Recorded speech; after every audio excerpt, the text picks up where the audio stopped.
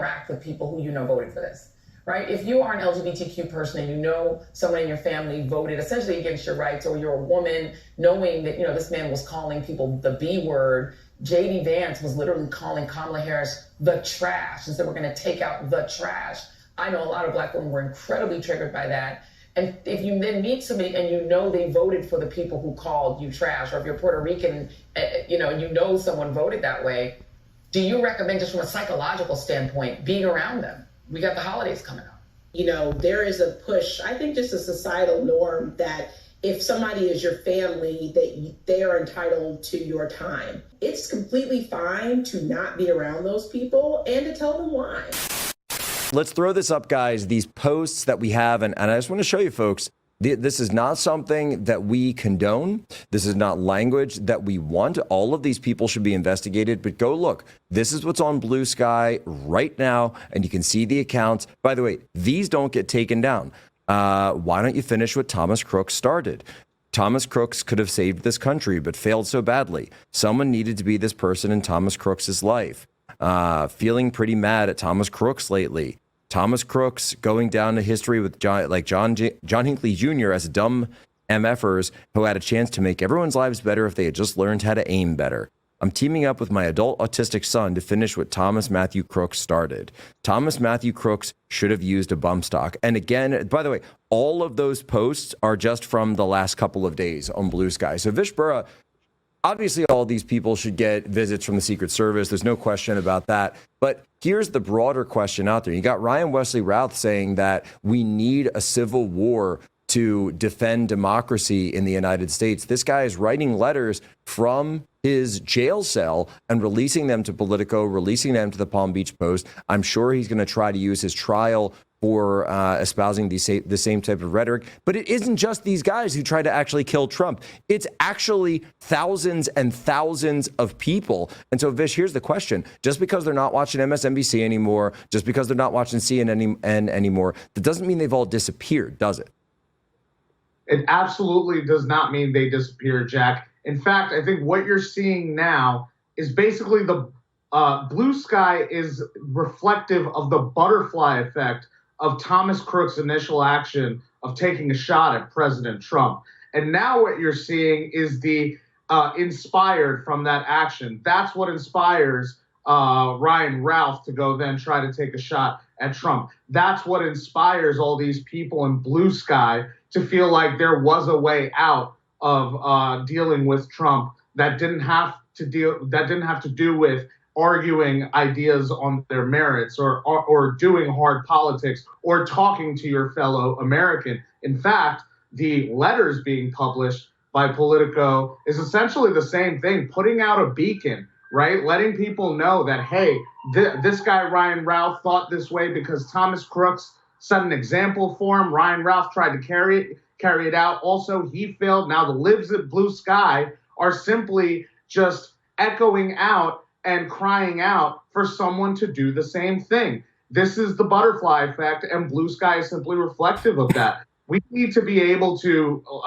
take this seriously. The entire left is receding into their own spaces right now, but not looking in the mirror. They are still trying to cope. They're still trying to figure out how they can pin the blame on what happened to them on November 5th, on something else, on anybody else, whether it's because they think they don't have a feminist Joe Rogan, or if they think they don't have an equivalent to War Room on their side, or things like this. They're actually, the worst thing that they're doing right now is listening to each other and huffing their own fumes. And we need to do what we do best, and that's break that bubble, burst in, and let people start talking to these people and let them know, hey, the future is not over. The future is actually bright, but it's bright because MAGA is in charge now. So there's a fantastic book that I want people to check out, or at least, just read an article about it or something that we could totally spend hours getting into. And it's called When Prophecy Fails.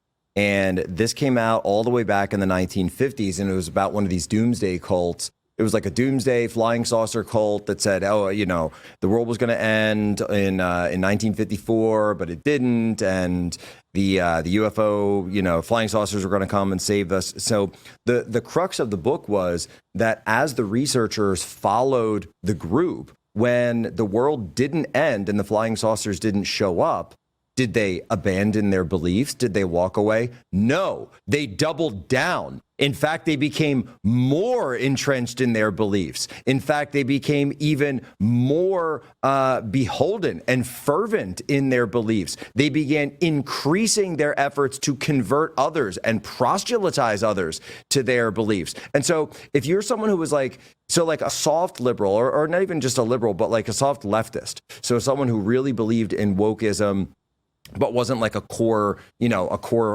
card-carrying member. Okay, you might have walked away. You might have said, all right, you know what, MSNBC, or like I saw a long post earlier today from this business owner who said, I canceled all my subscriptions to mainstream media, canceled everything on New York Times and the Washington Post. Why? Because these guys got it wrong. They got it wrong. Whether or not I disagree, they clearly didn't see that the paradigm shift was coming. And so because they didn't see the paradigm shift was coming, what am I reading them for? Because they're incompetent. By the way, that's a healthy response. That's a very healthy response. These guys clearly didn't see that President Trump was going to have his landslide victory. And oh, by the way, folks, it was a landslide victory. National vote, the sweeping of the swing states, the Electoral College, and yes, over 50%. When you win over 50%, that means you won a majority. And go look at AP, boys and girls, to all little actually smart kids out there. Yes, he's at 50.5 in AP. So this idea, though, Vish, that the core members, though, they double down, they increase their efforts to proselytize to others.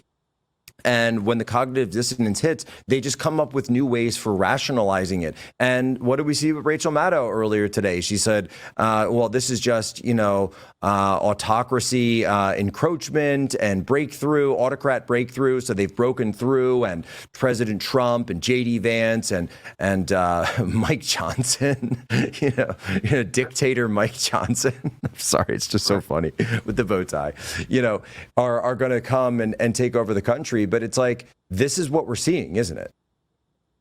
Well, look, Jack, we may believe that our victory has defeated the left on November 5th, but we need to make sure that our victory doesn't defeat us, right? The crux of this is that these people are still running away from the real issues, and that's being able to talk about the issues that matter to the American people. And really this response of people saying, hey, I'm not listening to MSNBC anymore. I've ended all my subscriptions to all these mainstream media outlets. It's because these people have been lied to and they realize it. And now they realize they're so far behind the eight ball, right? Not only do they have to remove a ton of obsolete programming that's pretty much propped up that matrix that they bought into for so long, but they now have to update and upgrade and find new programming. And what we have to do is make sure that when those decisions are being made about who do I follow now, who am I going to listen to, who was right this whole time, and who has been calling it right for a while, we need to make sure we're right in front of them saying, hey, we are good people. We want nothing but the truth and the best for you. And we want you to start following us. We need to make sure that in the marketplace of ideas, we are constantly presenting an option for new people to come in all the time. This is the time to do it because their side and their base is so disillusioned from all the lying that all these people have done to them for so long.